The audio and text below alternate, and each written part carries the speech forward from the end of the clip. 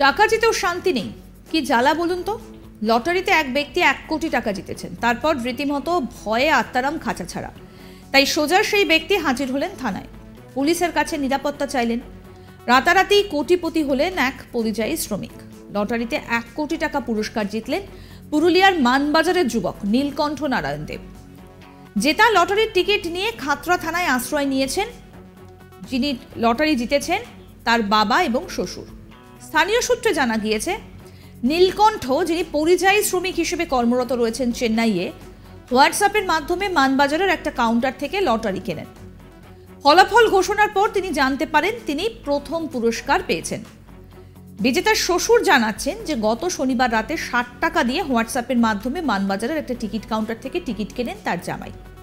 তারপর রেজাল্ট বের হতেই তারা অবাক, জানতে পারেন জামাই লটারিতে 1 কোটি টাকা পুরস্কার জিতেছেন। ঘটনাচক্রে সেই সময় মেয়ে, বেয়াই ও বেয়ান সবাই তার খাতড়ার বাড়িতে ছিলেন। ফোনে তার বাবাকে জামাই জানান এখনই মানবাজারের দোকান থেকে ওই লটারির টিকিটটা সংগ্রহ করার জন্য।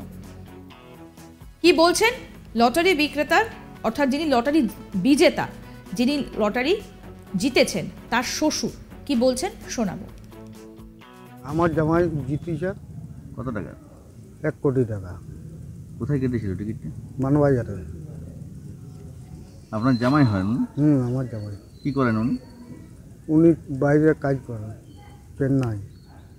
দিয়ে ফোনে ফোনে টিকিট কেটেছিলেন? হ্যাঁ, ফোনে ফোনে। ফোনে ফোনে কেটেছিলেন? হ্যাঁ হ্যাঁ মানবাজারের দোকান থেকে? হ্যাঁ, মানবাজারের দোকান থেকে। সঙ্গে সঙ্গে তার বাবা এবং শ্বশুর দুজনেই বেরিয়ে পড়েন মানবাজারের ওই টিকিট কাউন্টার থেকে টিকিট সংগ্রহ করার জন্য। মানবাজারের পুলিশের সহায়তায় ওই টিকিট কাউন্টার থেকে টিকিট সংগ্রহ করে পুলিশের নিরাপত্তায় ফের খাতড়া থানায় এসে উপস্থিত হন তারা। টিকিট বিজেতার বাবা কি বলছেন শোনাবো তার বক্তব্য। বললাম ওই যে আমার ছেলে বাইরে কাজ করে, ওখান থেকে হোয়াটসঅ্যাপে টিকিট কাটিয়েছিল। তো যখন দেখলো টিকিটে টাকা উঠেছে, ওখান থেকে মিলাইছিল ওটা মোবাইলে দিয়ে আমাদেরকে এখানে ফোন করে আমরা যাই, ওখান থেকে মানবাজার, ওখানে যে টিকিট নিয়ে আসা হয় খাতড়া। ফোনে ফোনে কেটেছিল টিকিট? হ্যাঁ, ফোনে ফোনে টিকিট কাটিয়েছিল।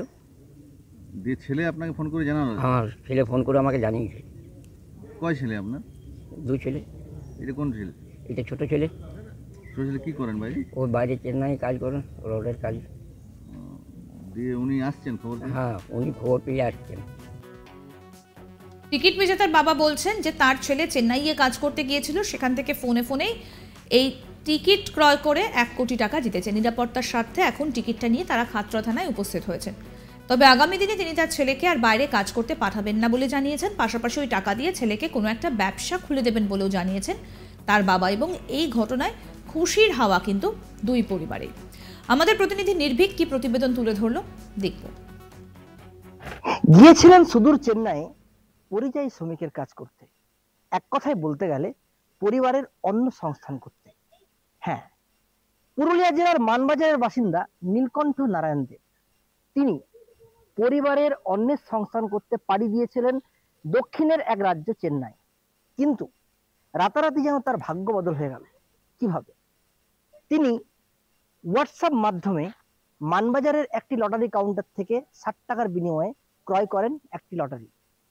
এবং তিনি যখন ভার্চুয়াল মাধ্যমে জানতে পারেন যে প্রথম পুরস্কার তার কপালে, 1 টাকা নয়, 2 টাকা নয়, 1 কোটি টাকা। এই 1 কোটি টাকা জিতেই যেন তার ভাগ্যের বদল হয়ে গেল। এবং 1 কোটি টাকা এ তো মুখের কথা নয়, এর মধ্যে রয়েছে কিন্তু অনেক রিস্ক। কেউ টাকা ছিনিয়ে নিতে পারে। এর জেরে তার বাবা এবং তার শ্বশুর সোজা হাজির হলেন পুলিশের কাছে। মানবাজারের ওই টিকিট কাউন্টার থেকে লটারিটি সংগ্রহ করে তারা হাজির হয় সরাসরি খাতড়া থানায়। এবং সেখানে পুলিশের রীতিমতন সহায়তা চেয়ে তারা কিন্তু এই টাকাকে তারা নিজেদের বাড়িতে তুলতে উদ্যোগী হয়।